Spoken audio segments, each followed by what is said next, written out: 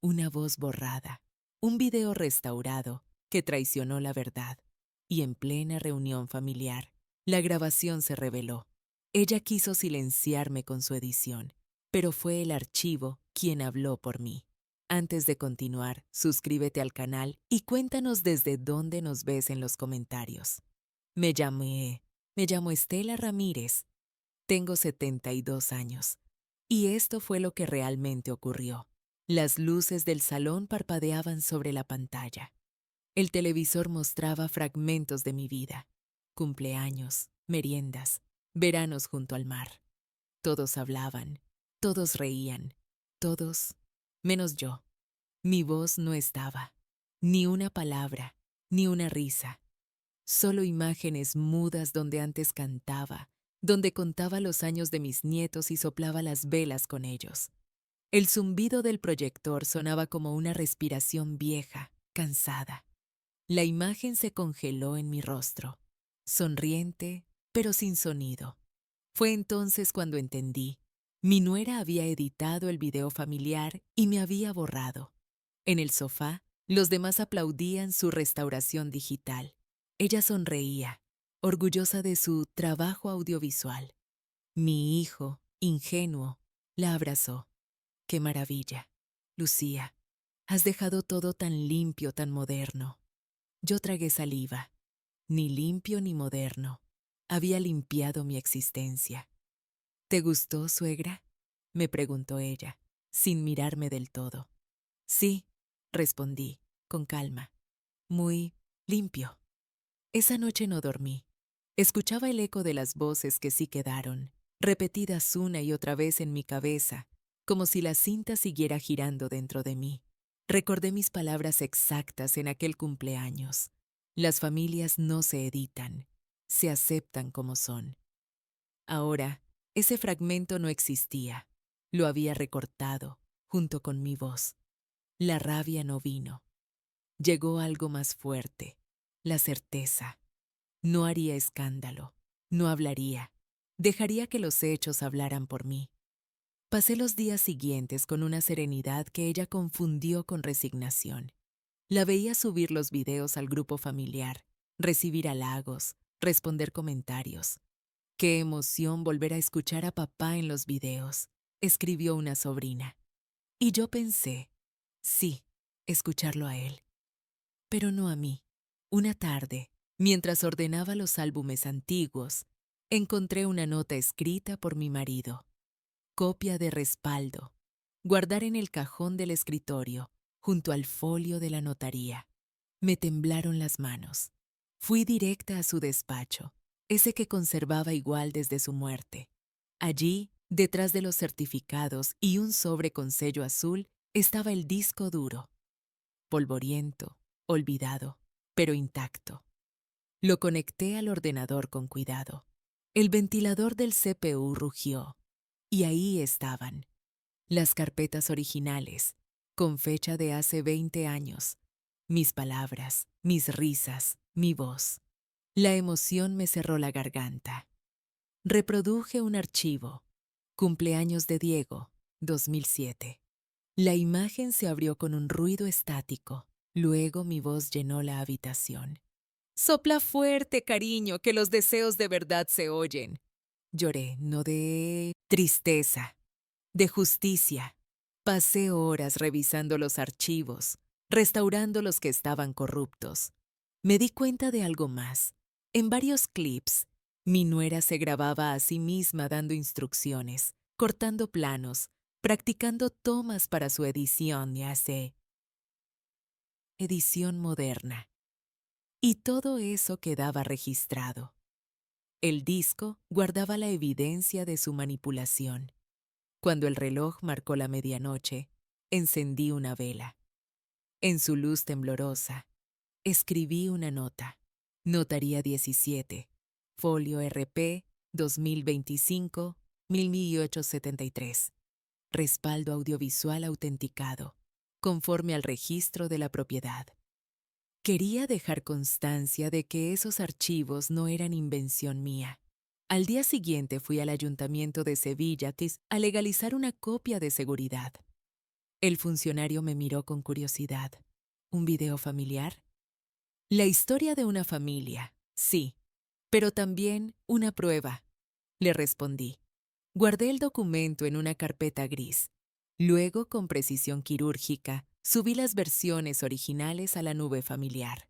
Sustituí los archivos editados por los verdaderos. Nadie lo notaría hasta el domingo, durante el almuerzo mensual. Los días previos fueron extraños.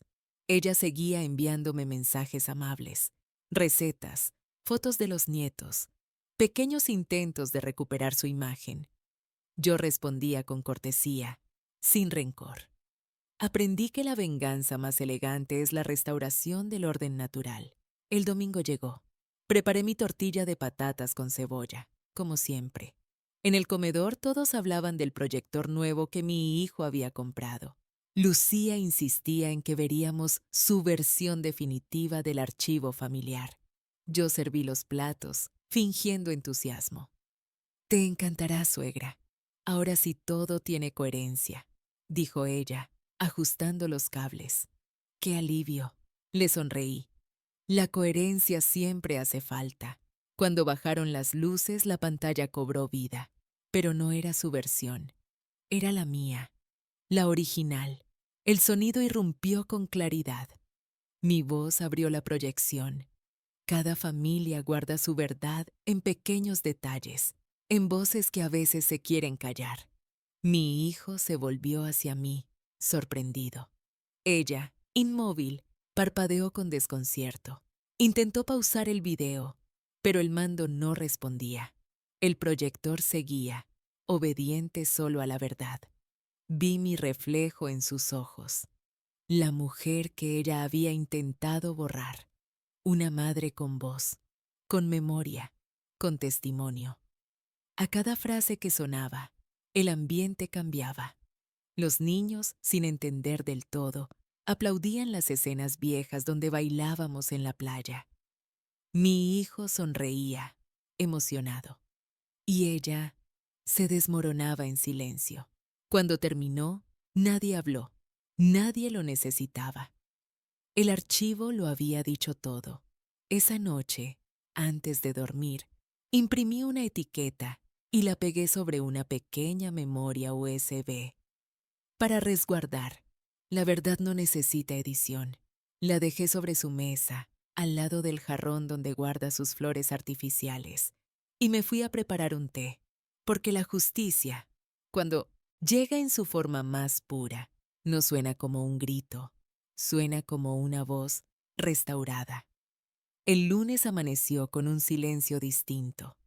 No era el silencio de una casa vacía, sino el de una casa que empieza a pensarse a sí misma. Desde la ventana vi cómo Lucía salía temprano con su bolso, los pasos más rápidos que de costumbre. No me sorprendió. Cuando uno teme la verdad, se apresura, como si el movimiento pudiera borrar lo ocurrido. Encendí la radio, serví café y dejé que la mañana siguiera su curso. Nadie me llamó, ningún mensaje en el grupo familiar. Solo el eco de mi propia voz, aún viva en la nube. Al mediodía, sonó el timbre. Era mi nieta mayor, Clara, con su mochila colgando y la mirada brillante. «Abuela, ¿tú sabías que estabas en el video?», preguntó, como si hubiera descubierto un secreto. «Creo que siempre estuve, cariño, solo que algunos olvidaron mirarme». Ella rió, sin entender del todo, pero su sonrisa fue suficiente. Había algo puro en su inocencia, una forma de justicia que los adultos olvidamos. Esa tarde, mientras regaba las plantas del balcón, recordé las veces que Lucía había intentado ayudarme con la tecnología. «No se preocupe, suegra, yo me encargo», siempre con esa sonrisa de cortesía vacía. En su voz había una dulzura de teatro, y yo, confiada, le daba mis recuerdos para que los organizara.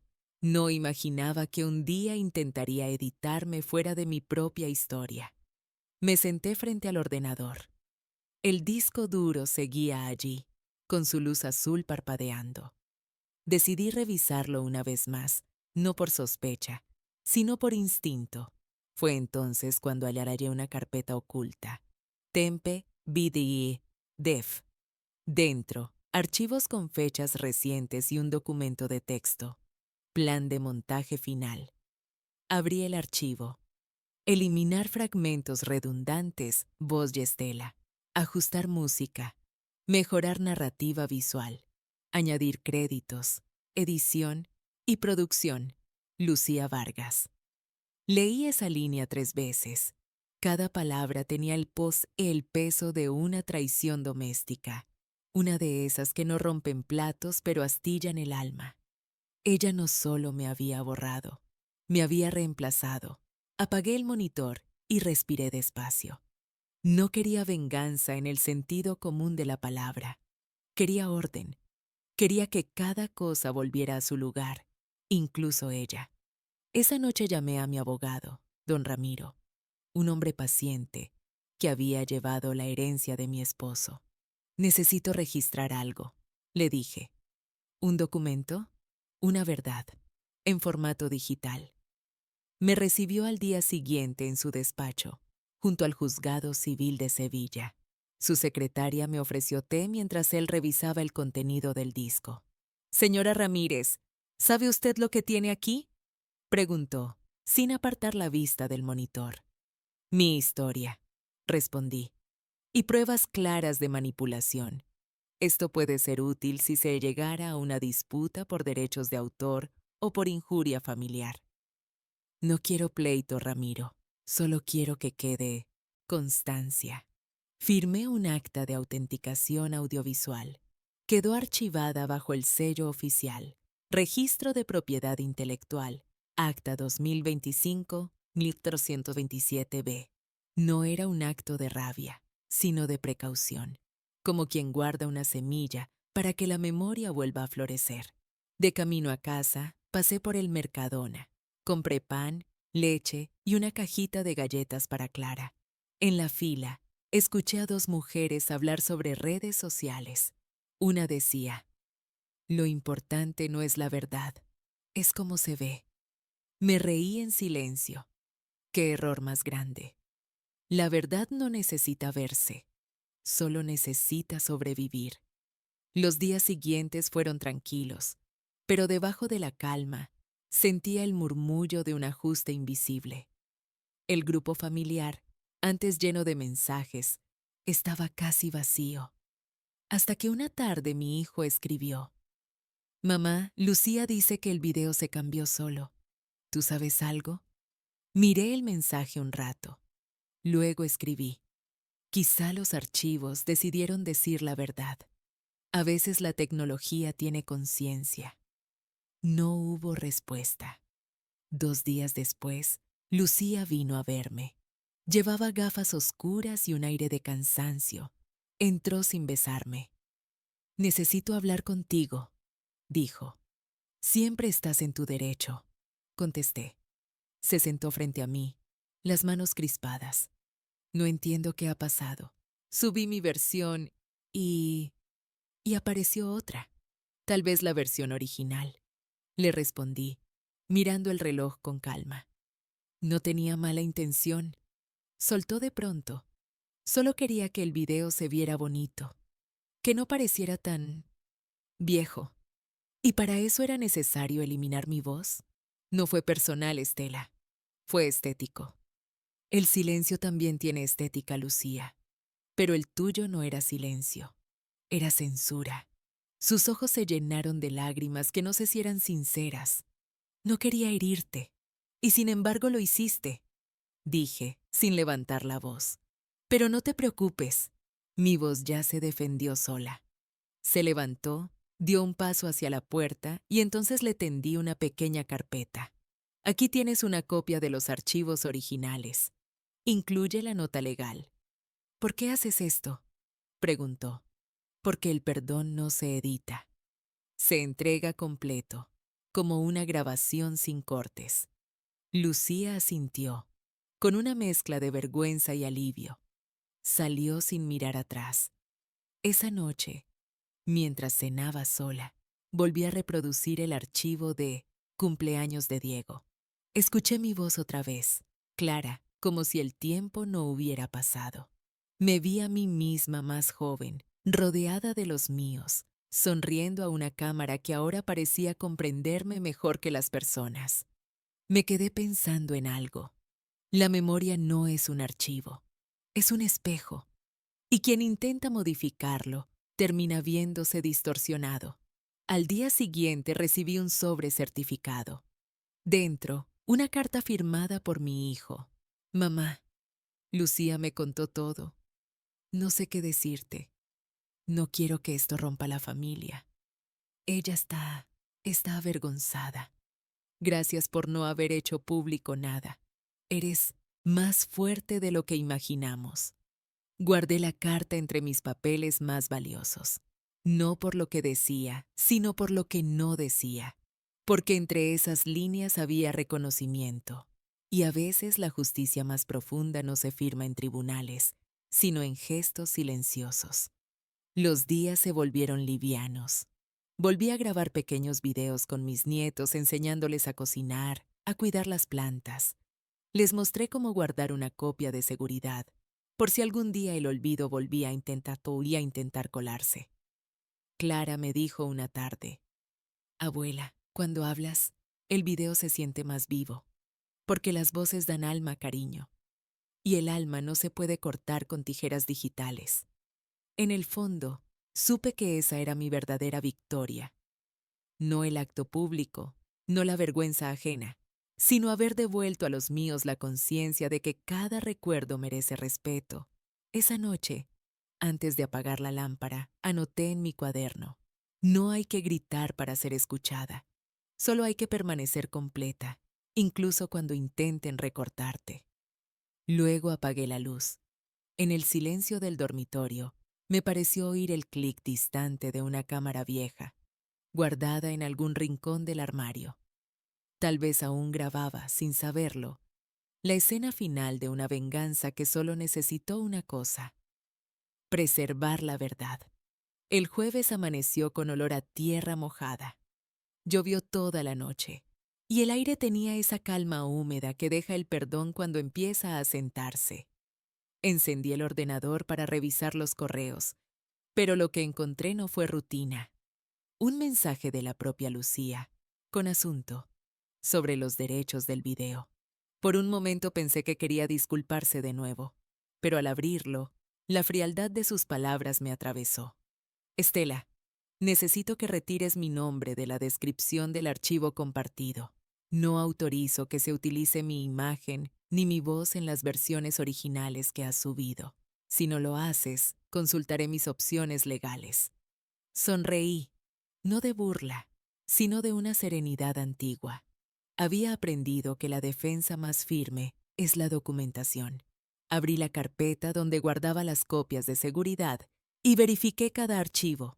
Todos tenían fecha, firma digital y certificación notarial.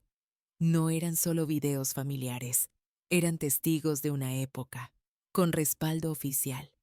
La llamé. Lucía, he recibido tu correo. No quiero problemas, respondió rápido. Solo que se respete mi imagen. Perfecto, dije. En ese caso también respetaré la mía. Si quieres retirarte del archivo, lo haré. Pero recuerda que lo que se grabó no se puede desgrabar. Está en el registro, en el acta pública. Acta pública. Notaría 17, folio RP, 2025-1873. Todo está inscrito en el registro de la propiedad. Tu imagen y la mía, juntas, como ocurrió. Se hizo un silencio al otro lado del teléfono. Escuché su respiración contenida, esa mezcla de miedo y orgullo herido. No esperaba esto de ti, murmuró. Yo tampoco. Esperaba que me borraras, le dije, y colgué con suavidad. Me quedé mirando la lluvia golpear el cristal. A veces la justicia no cae como un trueno, cae como esa lluvia constante que limpia los tejados sin hacer ruido. Esa tarde vino mi vecina, Carmen, a tomar café. Siempre curiosa, siempre informada. Estelita, me han contado que en tu familia hubo un lío con un video. dijo con su sonrisa indiscreta. Nada grave, Carmen. Solo un error de edición. Ay, hija, los errores ahora se hacen con software. Rió. Antes uno se equivocaba con la lengua, ahora con el ratón.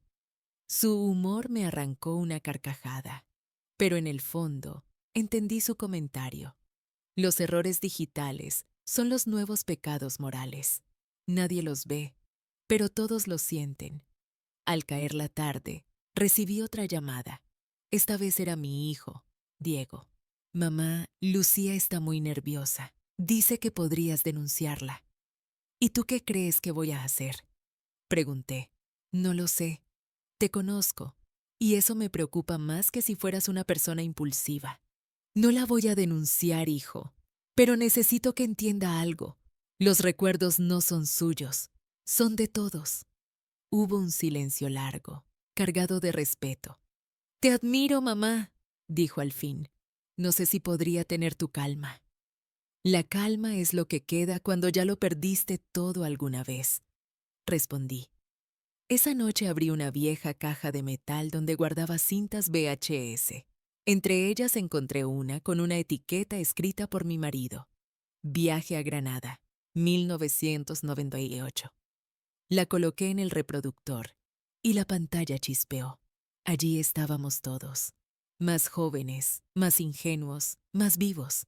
Y ahí estaba él, detrás de la cámara diciendo, Estela, que tu voz no falte. Sin ti, esto no suena a familia. Sentí un nudo en la garganta, no de tristeza, sino de gratitud.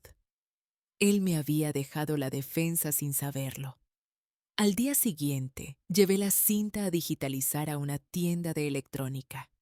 El chico del mostrador, un muchacho de 20 y tantos, me atendió con respeto. ¿Quiere que le mejoremos la calidad, señora?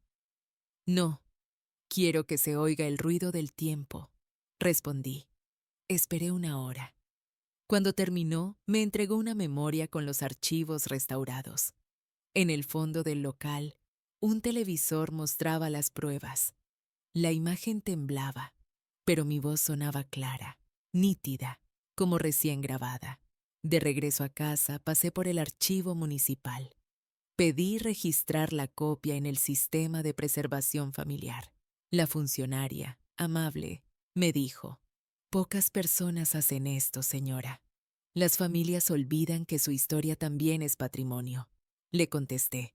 Guardé el recibo y, esa misma noche, subí el nuevo archivo al grupo familiar con un breve mensaje. Versión restaurada de Granada. No requiere edición, solo memoria. Minutos después, el chat revivió. ¡Qué hermoso recuerdo!, escribió mi hermana. Escuchar la voz de papá otra vez fue increíble, añadió mi hijo. Tigonano. Lucía no comentó, pero vi que había visto el video. Y eso bastó. 2 días más tarde, recibí un correo inesperado de la Universidad de Sevilla, Departamento de Comunicación Audiovisual. Habían visto los archivos públicos del registro familiar y me invitaban a una charla sobre preservación doméstica de memoria digital. Querían que contara mi experiencia. Acepté, no por vanidad, sino por justicia poética. Iría a hablar sobre cómo el olvido se disfraza de estética y cómo las voces mayores deben conservar su lugar, incluso en la era de los filtros. En el camino, pensé, mi nuera intentó borrar mi sonido, pero terminó amplificando mi mensaje. El día de la charla, vestí de gris perla, con un broche antiguo en forma de cámara. Frente a los estudiantes conté mi historia sin dramatismos. Les hablé del poder de los archivos, de cómo una grabación puede ser un acto de resistencia. En cada edición, les dije, hay una decisión ética. Y a veces, la omisión más pequeña es una forma de traición. El auditorio guardó silencio. No ese silencio incómodo, sino uno de respeto. Uno de esos que restauran algo invisible. Al salir, un estudiante se me acercó.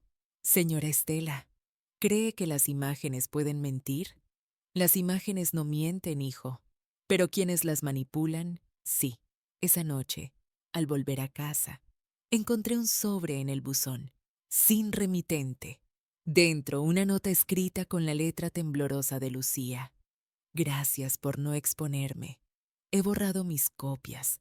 Quizá no merezco aparecer en los recuerdos, pero ahora entiendo que tú sí. L. La sostuve un largo rato. No respondí. No hacía falta. Ya lo había hecho el tiempo, con su edición más perfecta, la conciencia. Los días posteriores a la carta de Lucía se deslizaron con una calma que parecía fingida. Todo volvía a la normalidad, o eso aparentaba. Pero detrás de cada gesto, de cada saludo educado en las reuniones familiares, había algo suspendido en el aire, una vergüenza compartida, aunque nadie la nombrara. A veces me preguntaba si el silencio también puede editarse, si es posible cortar la incomodidad con la misma precisión con la que ella no había cortado mi voz. Pero el silencio, cuando es verdadero, no se elimina, se escucha más fuerte. El domingo siguiente mi hijo me llamó para invitarme a comer. Lucía quiere hablar contigo. Dice que necesita cerrar el tema. Los temas no se cierran, hijo, se archivan. Le respondí, pero acepté. Llegué puntual. La casa olía a guiso de lentejas, a reconciliación tibia. En la mesa estaban los niños, Lucía y él. Ella evitó mi mirada, y yo la suya. Había una cortesía frágil, una tregua que nadie sabía cuánto duraría. Durante el postre, mi hijo sacó un sobre. Mamá, quiero que veas esto. Era un documento de cesión familiar de derechos audiovisuales. Lucía lo había redactado. En él se reconocía que los archivos originales me pertenecían y que su versión restaurada no debía circular sin mi consentimiento. Quiero enmendar lo que hice, dijo ella, con la voz baja pero firme. No hacía falta tanto papel. Respondí, sí hacía falta, dijo Diego, porque la verdad también necesita firma. Leí cada línea. Estaba bien redactado, con tono profesional. Me conmovió su gesto, aunque no lo demostré. Firmé al final, despacio. Hecho, dije. Ella suspiró. Por primera vez desde el incidente, me miró a los ojos. Había lágrimas que no eran de culpa, sino de alivio. Los niños, ajenos a todo, jugaban con sus móviles, grabando pequeños videos. Uno de ellos me apuntó con la cámara. ¡Abuela, sonríe!, gritó. Sonreí. Y pensé que, al fin, mi voz ya no corría peligro. Esa noche, ya en casa, revisé mis papeles y añadí el documento firmado al expediente. Notaría 17, folio RP 2025, 873, actualización familiar. Escribí al margen, no por formalidad, sino por costumbre. La memoria, igual que la justicia, necesita orden. Pasaron las semanas. En el barrio empezaron a invitarme a dar pequeñas charlas en la biblioteca municipal sobre la verdad en los recuerdos. A las primeras fueron 4 o 5 vecinas, pero luego se llenaba el salón. Llevaban sus álbumes, sus cintas viejas, sus historias rotas. Yo las escuchaba y comprendía que todos tenemos una Lucía en nuestra vida, alguien que por vanidad o miedo intenta modificar la versión donde no luce bien. Una tarde se me acercó una mujer de cabello blanco y voz temblorosa. Señora Estela, ¿qué haría si su nuera no se hubiera arrepentido? Nada, respondí. La verdad no necesita enemigos para sobrevivir, solo testigos. Aquella frase corrió entre las asistentes. Empezaron a llamarme la cronista del barrio. Me dio risa, pero también cierto pudor. No buscaba fama, solo dignidad. Una noche, mientras preparaba la cena, recibí una videollamada inesperada de Lucía. Detrás de ella se veía un aula, pizarras, jóvenes riendo. Estoy dando un taller en la universidad, me dijo. ¿Sobre qué? Sobre ética audiovisual. Y he contado tu historia. Sin nombres. Me quedé callada. Gracias, logré decir. No me des las gracias. Era mi deuda. Nos quedamos unos segundos mirándonos a través de la pantalla. Dos mujeres distintas, unidas por un archivo y un error. Luego sonrió. A veces pienso que esa grabación no te delató a ti, sino a mí. Quizá el archivo sabía a quién debía hablarle. Le respondí. Después de colgar me quedé mirando el reflejo de la pantalla apagada. Vi mi propio rostro envejecido, pero sereno. En cada arruga sentí la textura de una historia recuperada. A la mañana siguiente abrí una nueva carpeta en el ordenador. La llamé Voces que no se borran. Empecé a digitalizar mis cartas antiguas, mis grabaciones, los relatos de mis vecinas. Quería que quedara un registro de todas las voces que alguna vez fueron silenciadas. Clara, mi nieta, vino a visitarme ese día. Abuela, ¿por qué guardas todo eso? Preguntó. Porque un día, cuando ya no esté, alguien querrá saber cómo sonaba la verdad. ¿Y cómo suena? Como un recuerdo que no pide permiso para quedarse. Me ayudó a etiquetar los archivos, a subirlos a una nube compartida. Le enseñé cómo protegerlos con contraseñas, cómo crear copias en discos externos. Ella, curiosa, me preguntó, ¿y si alguien intenta borrarlos otra vez? Entonces la historia volverá a escribirse. Le sonreí. Siempre hay una copia que sobrevive. Por la noche, mientras el ordenador procesaba los archivos, abrí el correo y encontré un mensaje de la universidad donde había dado la charla. Querida señora Ramírez, el departamento quiere otorgarle una mención honorífica por su contribución a la preservación de la memoria digital doméstica. Su testimonio ha inspirado un nuevo programa educativo. Me quedé en silencio largo rato, no por orgullo, sino por emoción. Lo que empezó como una herida familiar se había convertido en una lección pública sobre integridad. Esa noche anoté en mi cuaderno una frase que escuché una vez en la radio. La verdad tarda, pero nunca llega editada. Luego cerré la libreta, apagué la luz y me dormí con la certeza tranquila de quien ha dejado constancia. En sueños escuché mi propia voz decir desde un eco lejano, grabar es recordar dos veces. Y comprendí que aunque la cinta se detuviera algún día, el sonido ya estaba en ellos, en mis hijos, en mis nietos, en quien decida escuchar sin cortar. Aquella mención honorífica cambió más cosas de las que imaginé. No me dio fama, pero sí me devolvió algo más importante, la sensación de pertenecer. Por primera vez en mucho tiempo, sentí que mi historia servía para algo más que llenar álbumes. Servía para enseñar que la memoria, incluso la más doméstica, puede defenderse con dignidad. Recibí la invitación oficial en un sobre con sello dorado del Ayuntamiento de Sevilla. La ceremonia sería en el Salón de los Espejos, un lugar que siempre me había parecido demasiado elegante para una mujer como yo. Pero acepté, no por vanidad, sino porque comprendí que ese reconocimiento no era solo mío. Era de todas las voces que alguna vez fueron cortadas del relato familiar. Los días previos fueron un torbellino. Me visitó la periodista del diario local, una joven morena, entusiasta. Señora Ramírez, su historia se ha vuelto viral. ¿Viral? Reí. No sé si eso es bueno o malo. Muy bueno. Su frase, la verdad tarda pero nunca llega editada, ha sido compartida miles de veces. Quieren invitarla hacia hablar en la radio.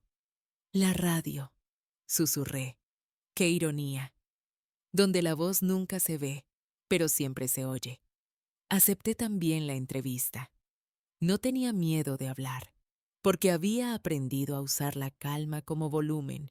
El día del evento me puse mi chaqueta gris, el broche de cámara antigua y mis zapatos de siempre.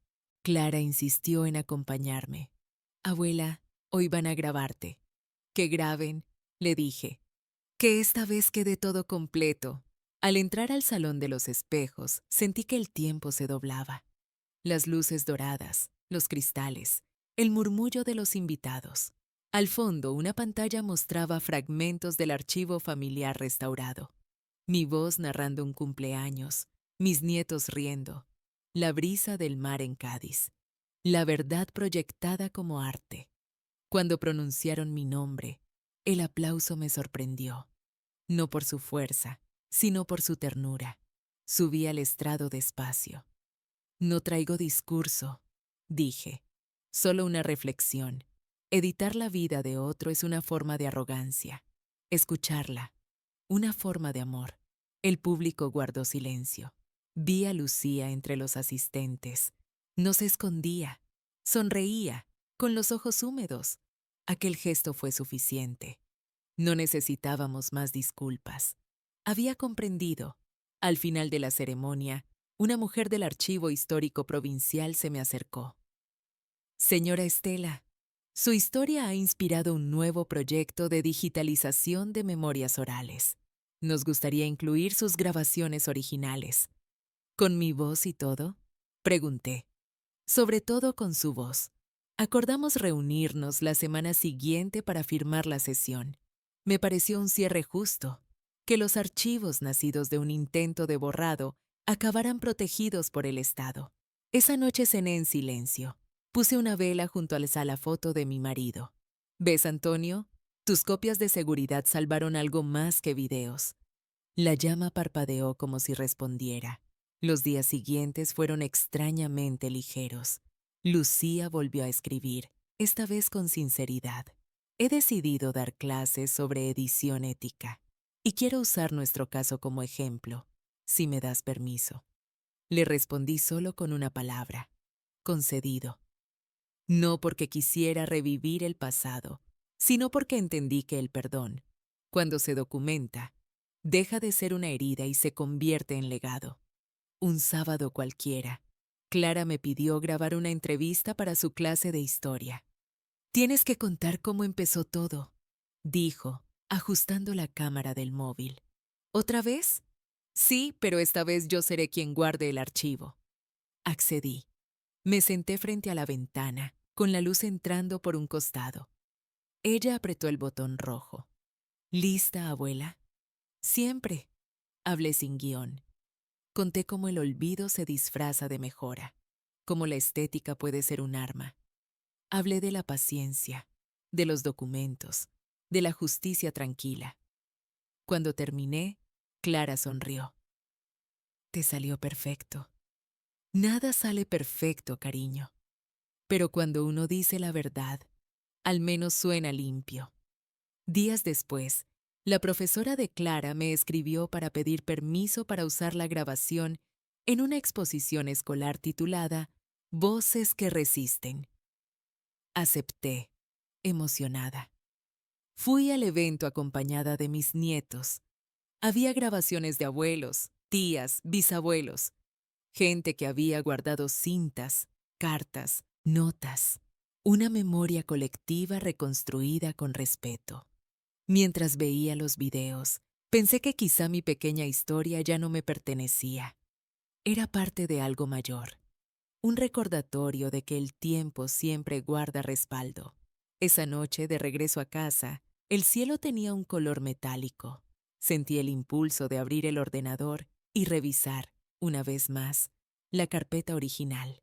Los archivos seguían allí, intactos, pero había uno nuevo. Grabación Clara, entrevista final.mp4. Lo abrí.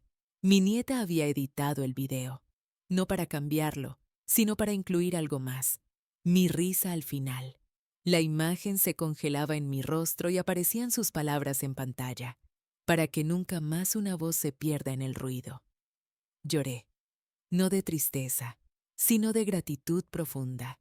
La historia había cerrado su ciclo. Lo que empezó con una eliminación terminaba con una preservación. Antes de dormir, escribí en mi cuaderno, el perdón es el archivo más duradero. No se corrompe, no se borra, no se edita. Y en la última línea añadí, cuando alguien intenta borrar tu voz, no respondas con gritos. Restaura el sonido. Luego apagué la luz, y el silencio que quedó ya no fue de ausencia, sino de paz. Un mes después del homenaje, la vida parecía haber retomado su ritmo natural. Las flores del balcón crecían con una terquedad que me recordaba a mí misma, y el barrio se llenaba de risas al atardecer. Pero dentro de esa normalidad había algo distinto. Mi voz ya no se sentía sola. Había pasado de ser un eco olvidado a formar parte de algo vivo, compartido, respetado.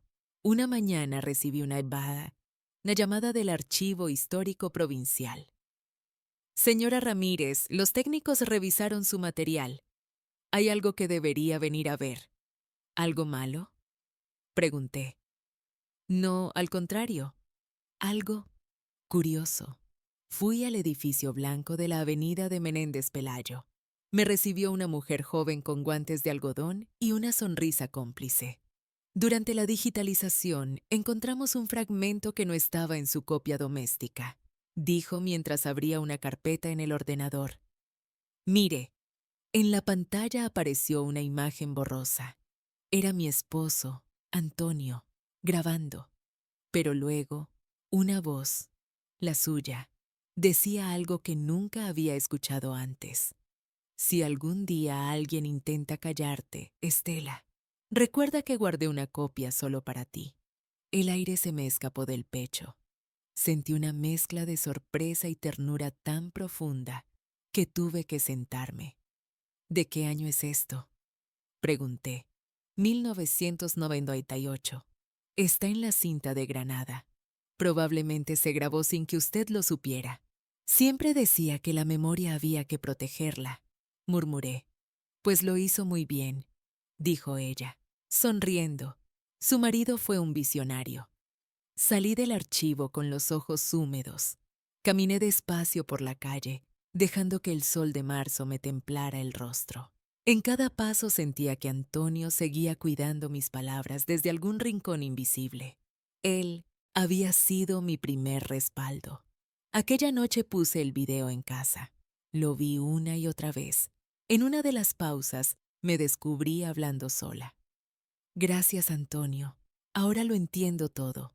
No guardabas copias por manía, sino por amor. Apagué la pantalla y me quedé en silencio, pero no era el silencio del vacío, era uno lleno de gratitud. A la mañana siguiente fui a visitar a Lucía. No me había pedido verla, pero algo dentro de mí necesitaba cerrar el círculo con palabras, no con archivos. Llevé conmigo una copia del fragmento de Antonio. Ella abrió la puerta sorprendida. Estela, no te asustes.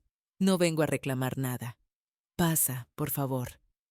Entré en su salón, el mismo donde alguna vez proyectó mi ausencia. En la mesa había papeles, apuntes, libros sobre teoría audiovisual. Estoy preparando mi clase de mañana, me dijo. Hablaré sobre la ética del montaje. Entonces esto te servirá. Le extendí la memoria USB. La tomó, intrigada. ¿Qué es? Una voz que no conocías, la de Antonio. Cuando reprodujo el archivo, la habitación se llenó con su tono grave y cálido. Él decía esas palabras simples, pero tan suyas, tan verdaderas. Vi cómo Lucía se llevaba la mano a la boca, conteniendo el llanto. Él pensaba en ti, susurró. Sí, y ahora pienso que, si hubiera vivido, también habría pensado en ti. Porque todos merecemos aprender la diferencia entre editar y manipular. Nos quedamos calladas. Luego ella dijo, gracias por no rendirte conmigo. No fue paciencia, hija. Fue fe en que la verdad siempre encuentra su formato. Salí de allí con el alma liviana. De camino al mercado, el aire olía a pan recién hecho y a primavera temprana. Compré flores para el balcón y un paquete de cintas vírgenes, por costumbre más que por necesidad. Esa misma tarde, Clara vino a ayudarme a grabar nuevos videos. Quería registrar mis recetas, para que no se pierdan las auténticas, decía ella. Le respondí que las auténticas no están en las cantidades, sino en los silencios entre una frase y otra. Mientras cortábamos tomates para la ensalada, me miró con una curiosidad luminosa. Abuela, ¿por qué guardas todo? Porque los recuerdos son como los discos duros, cariño. Si no los respaldas, alguien más los reescribe. Reímos juntas. Y en ese momento supe que ya no tenía miedo a desaparecer de los archivos familiares. Mi voz estaba segura en ella. Una semana después, recibí otra carta, esta vez del Ministerio de Cultura. Querían incluir mi caso en un ciclo documental sobre memoria doméstica. Lo llamaban Archivos del Alma. Me pareció un título hermoso. Dudé unos días, pero finalmente acepté. Durante la grabación, el director me pidió que leyera la carta de mi marido frente a cámara. Lo hice sin lágrimas. Mi voz sonó firme, serena. Cuando terminé, el técnico dijo, no hace falta repetir. Esa toma está perfecta. Sonreí. Claro, respondí. Las verdades no necesitan segundas tomas. El documental se estrenó en la televisión local. No imaginé que tantas personas lo verían. Recibí cartas, mensajes, llamadas de desconocidos agradecidos. Gente que había recuperado cintas viejas, que había perdonado silencios, que había entendido que la venganza más pura es la preservación. Una tarde, volviendo del banco, una mujer se me acercó en la calle. Usted no me conoce, pero su historia me hizo llamar a mi madre. No hablábamos desde hace años. Me abrazó, y en ese abrazo sentí que mi voz había trascendido los archivos y los nombres. Esa noche volví a abrir mi cuaderno y escribí: cuando el tiempo restaura lo que otros cortaron, el sonido se convierte en luz. Luego cerré la tapa y la guardé en el mismo cajón donde aún duerme la memoria USB original. No porque tema perderla, sino porque ya no la necesito para recordar quién soy. A veces, cuando cae la tarde, pongo el video de Granada solo para escuchar el murmullo de fondo, el viento, los pasos, las risas. Ya no me fijo en si aparezco mucho o poco. Me basta con oír que estoy ahí, viva, completa, sin edición. El documental se difundió más de lo que nadie imaginó. En pocos días, los vecinos me saludaban con sonrisas nuevas y en la panadería me decían, la señora de los archivos. Al principio me dio pudor. Luego entendí que aquel apodo era, en el fondo, una forma de respeto. La gente no me veía como una víctima, sino como una guardiana.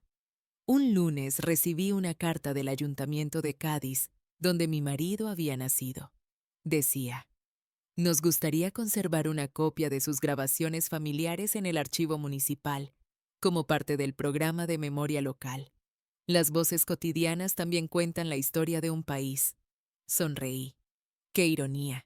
Aquellas cintas grabadas con una cámara barata y una intención sencilla, ahora serían patrimonio. Pensé en Antonio, en cómo se reiría si supiera que sus viejos respaldos acabarían en una institución pública. Fui a Cádiz en tren. Durante el trayecto, la ventanilla reflejaba mi cara y el paisaje que corría detrás.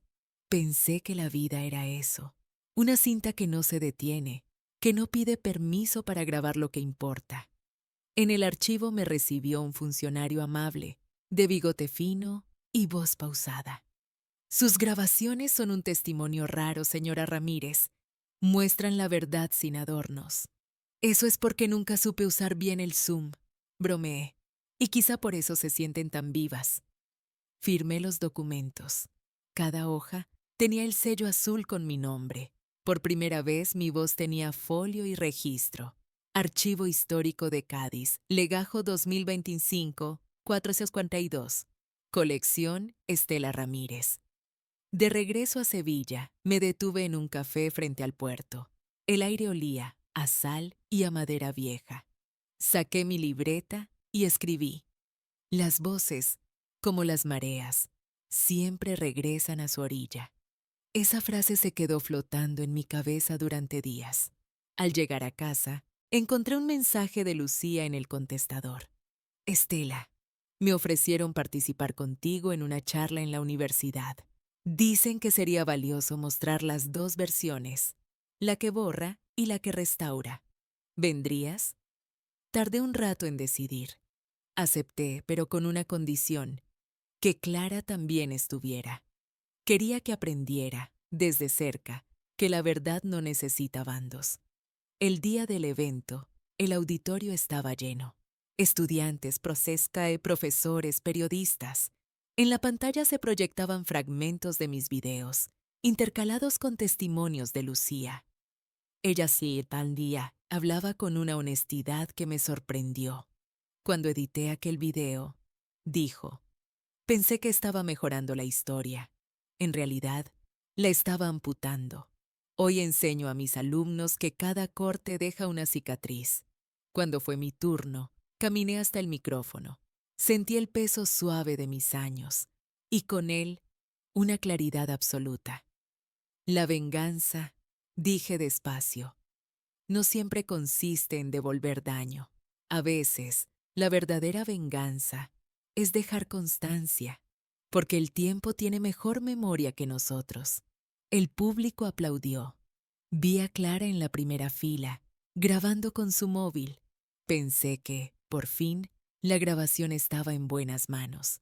Al terminar la charla, una estudiante se me acercó con lágrimas en los ojos. Mi abuela falleció hace poco y nunca la grabamos. Escucharla para usted fue como oírla otra vez. Le tomé las manos. Entonces hablé de ella. Contar también es grabar. Esa noche, de regreso en casa, encendí la lámpara del escritorio y revisé los correos. Entre ellos había uno nuevo del Ministerio de Cultura. Su testimonio ha sido propuesto para el proyecto educativo Voces de la Memoria. Queremos incluir su historia en los materiales escolares. Apoyé la frente sobre las manos. Pensé en todas las abuelas que habían sido cortadas de los recuerdos, en las que cocinaban, enseñaban, sostenían familias sin aparecer en las fotos. Si mi voz podía servir para devolverles lugar, entonces todo lo ocurrido tenía sentido. Días después, Clara vino con un pendrive de colores. Abuela, quiero que escuches algo. Lo conectó al ordenador. Sonó mi voz entrelazada con la suya, narrando juntas la historia de la familia. Yo hablaba del pasado, ella del presente. Era un montaje sencillo, pero lleno de ternura. Lo hice para la escuela, dijo. Le puse de título Edición Final, sin cortes. Lloré en silencio, no por nostalgia, sino porque comprendí que la historia ya no me pertenecía solo a mí. Esa noche, mientras el reloj marcaba las 11, abrí una carpeta nueva y la nombré Herencia Sonora. Dentro guardé todos los archivos, junto a un documento que decía, para Clara y quienes vengan después, no dejéis que nadie edite lo que sois, y si alguien lo intenta, haced lo que yo hice, restauradlo, con calma. Apagué el ordenador. En la oscuridad del salón, el parpadeo azul del disco duro parecía respirar. Y por primera vez en muchos años, sentí que la tecnología no era fría, era humana, cuando se usaba para recordar. La carpeta Herencia Sonora creció más rápido de lo que imaginé. Cada semana, alguien del barrio venía con una cinta vieja, un CD rayado o un teléfono con grabaciones de padres, abuelos, maestros. Querían que les ayudara a hacer lo mismo que usted, doña Estela, que no se pierdan. Así, sin planearlo, mi salón se convirtió en un pequeño taller de memoria. Lucía venía a veces, ya sin incomodidad. Llevaba su portátil y enseñaba a las vecinas a limpiar el audio, a etiquetar las fechas, a guardar copias en la nube. Verla así, ayudando a preservar lo que antes quiso borrar, me producía un tipo nuevo de paz. La paz del ciclo cumplido. ¿Te das cuenta? Le dije una tarde mientras tomábamos té. El mismo gesto con el que borraste mi voz ahora sirve para rescatar otras. Eso pensaba, respondió. Quizá la vida no edita, sino que remezcla. Y a veces el nuevo corte suena mejor que el original, añadí sonriendo. El proyecto creció tanto que el ayuntamiento se dio un espacio en la biblioteca del barrio. Pusimos un cartel sencillo, Centro de Memoria Familiar, Estela Ramírez, No pude evitar reír cuando lo vi. Yo con un centro, pensé. Pero Clara insistió en que el nombre debía quedarse. Los primeros talleres fueron un caos hermoso. Viejos magnetófonos, casetes, discos duros, cintas mini de bebé. La gente llegaba con bolsas de plástico llenas de recuerdos. Algunos lloraban al escuchar voces que creían perdidas. Otros se reían, sorprendidos por su propio acento de juventud. Cada archivo restaurado era una pequeña venganza contra el olvido. Un día se acercó un hombre mayor, con una caja de zapatos bajo el brazo. Señora Estela, me dijeron que usted sabe devolver el sonido. El sonido no se pierde, señor. Solo se asusta, le respondí. Dentro había grabaciones de su esposa fallecida. Trabajamos juntos en silencio, hasta que su voz volvió a llenar el aire. Cuando la escuchó, él murmuró: 30 años sin oírla, y ahora suena igual, porque el amor cuando se graba no envejece. Le dije. Cada noche, después de cerrar el taller, anotaba en mi cuaderno los nombres de quienes venían y qué recuperaban. Ana, casete de boda. Francisco, recital escolar. Mariela, canción de su madre. Era como registrar nacimientos al revés, vidas que renacían a través del sonido. Una tarde recibí una visita inesperada. 2 hombres con acreditaciones del Ministerio de Cultura querían hacer una revisión formal del material. Explicaron que el archivo había crecido tanto que debía tener inventario y numeración. Todo muy burocrático, señora, pero necesario. Lo entiendo, respondí. Hasta los recuerdos necesitan acta de nacimiento. Pasamos horas revisando carpetas. Uno de ellos, un joven con barba, señaló algo curioso. Este archivo tiene una marca de tiempo, alterada. Me incliné a mirar. Era la grabación de Granada, la misma donde Antonio me hablaba sin que yo lo supiera. ¿Alterada? Pregunté. Sí, parece que alguien la abrió hace poco. Fui yo, confesé. Quise volver a oírlo. Entonces todo está en orden.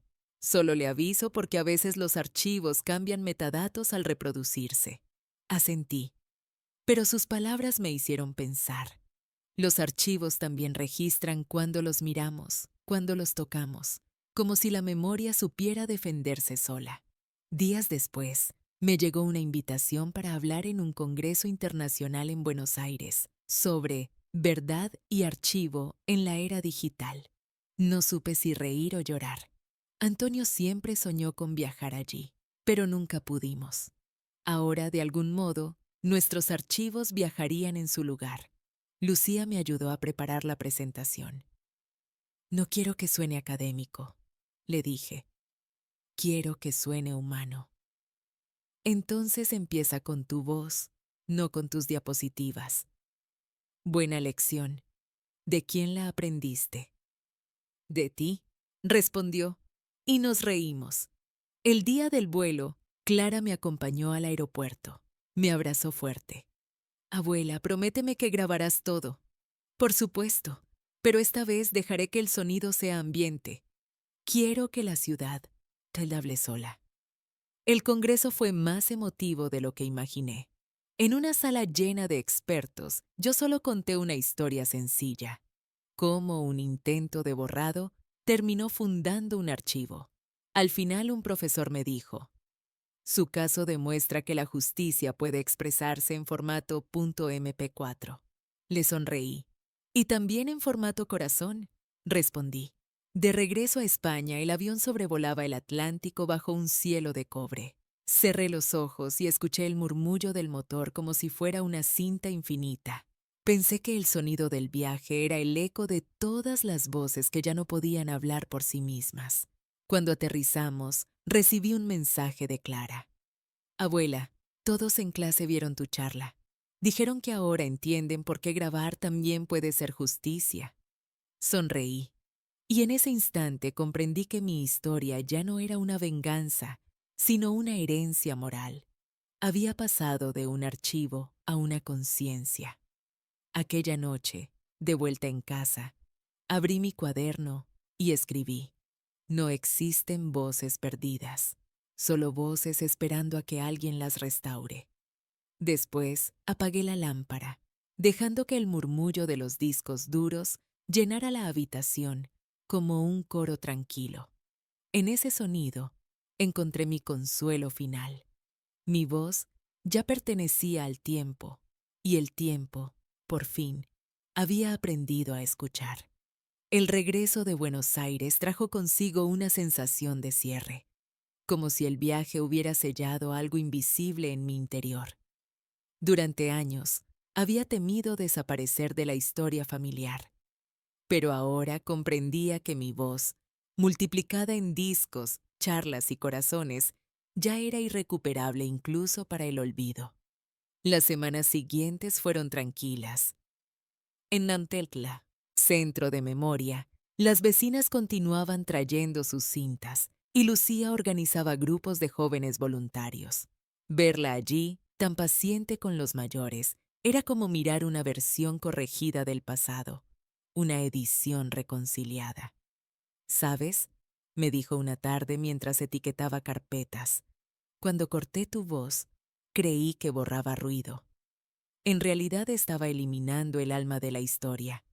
El alma siempre deja copia, le respondí. A veces pienso que tú nunca te vengaste. Claro que lo hice. Sonreí. Mi venganza fue que aprendieras a escuchar. Aquel día llegó también una carta oficial del Ministerio de Educación. Estimamos que su testimonio será incluido en el próximo currículo de ética digital. Su frase, "La verdad tarda, pero nunca llega editada", ha sido aprobada como cita de apertura. Me quedé un largo rato mirando esa línea, no porque me enorgulleciera. A mis 72 años, el orgullo ya no impresiona, sino porque entendí que algo muy pequeño, un gesto silencioso de dignidad, podía terminar enseñándose a los hijos de quienes aún no habían nacido. Al día siguiente, Clara vino con su grabadora portátil. Abuela, quiero registrar tu voz contando lo que pasó con el Congreso. ¿Otra vez? Esta será la última. Lo prometo. Quiero incluirlo en mi trabajo de fin de curso. Entonces graba, cariño. Pero que sea sin música. Quiero que suene el reloj de fondo. Empezamos. Hablé del vuelo, de los estudiantes argentinos, de las risas. Pero también hablé del miedo, de cómo duele oír que te han borrado, y del extraño alivio que llega cuando te restauran sin pedirlo. Cuando terminamos, Clara me abrazó. Tu voz no tiembla nunca. Tiembla dentro, le respondí, pero el micrófono no lo capta. Esa misma tarde vino una periodista de televisión local. Quería hacer un pequeño reportaje sobre el taller. Mientras ajustaba la cámara, me pidió una frase final para cerrar el segmento. Pensé unos segundos y dije, a veces la justicia no llega con jueces, sino con archivos, porque el tiempo, cuando escucha, dicta sentencia sin levantar la voz. La periodista sonrió. Eso quedará hermoso en cámara. No me importa cómo quede, le dije, solo que se escuche claro. El reportaje se emitió el domingo. Fue breve, pero intenso. Al día siguiente, el centro recibió decenas de llamadas de personas que querían donar cintas antiguas. Algunos decían que nunca habían tenido valor de volver a escucharlas, hasta ahora. Entre esas visitas llegó una mujer joven, con una expresión nerviosa. Traía una bolsa con disquetes y un pendrive. Mi madre murió hace poco, me dijo. Grabó cartas de voz que nadie quiso oír. ¿Y tú quieres escucharlas ahora? Sí, pero necesito ayuda. Entonces siéntate. Le sonreí. Vamos a restaurar su verdad. Mientras procesábamos los archivos, apareció una voz temblorosa, apenas un susurro. La muchacha rompió a llorar. Pensé que se había perdido. Ninguna voz se pierde, dije.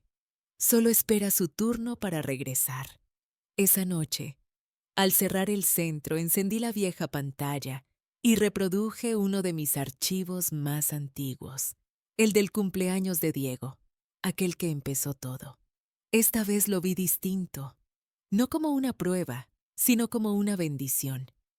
Cada risa, cada palabra, cada sonido trivial, eran pedacitos de eternidad. Apagué la pantalla y me quedé en penumbra. Pensé en Antonio, en Lucía, en Clara, pensé en mí, y supe que la historia ya no giraba alrededor de la traición, sino de la continuidad. La venganza había mutado en legado. Esa misma semana, recibí una carta manuscrita de Lucía. Querida Estela, este año mis alumnos harán un proyecto llamado Restaurar. Cada uno elegirá una voz silenciada en su familia. Gracias por enseñarme que el perdón también puede grabarse. Guardé la carta dentro de la carpeta azul con mi nombre. Luego anoté una última línea en mi cuaderno. El castigo sana el orgullo. La restauración sana la memoria. Afuera, el viento traía el eco de los niños jugando en la plaza. Cerré los ojos. Por un instante creí escuchar, entre risas y pasos, el clic suave de una cámara vieja grabando desde algún lugar del pasado. Y entonces lo entendí todo. La justicia no fue el archivo, fue el eco de una voz que se negó a desaparecer. El otoño llegó despacio, con ese tono dorado que parece grabar cada día sobre una cinta invisible. Las hojas secas cubrían el patio del centro de memoria, y Clara jugaba a barrerlas, mientras cantaba una melodía suave. Yo la observaba desde la puerta, sabiendo que aquel gesto, barrer lo que cae, guardar lo que queda, era una metáfora perfecta de todo lo que habíamos vivido. Una tarde de domingo, mientras el sol bajaba detrás de los tejados, recibí una llamada del Archivo Nacional. Señora Ramírez, nos complace informarle que su colección ha sido seleccionada para el programa Patrimonio Vivo 2025. Eso significa que su voz formará parte del registro histórico sonoro de España. Me quedé muda unos segundos. Antonio, pensé, lo conseguiste. No solo me guardaste en un disco, me devolviste al tiempo. Esa noche abrí el viejo cajón del escritorio y saqué la primera memoria USB, la que dejé una vez sobre la mesa de Lucía con aquella etiqueta: La verdad no necesita edición. La sostuve en la mano. Era pequeña, liviana, pero contenía toda una vida.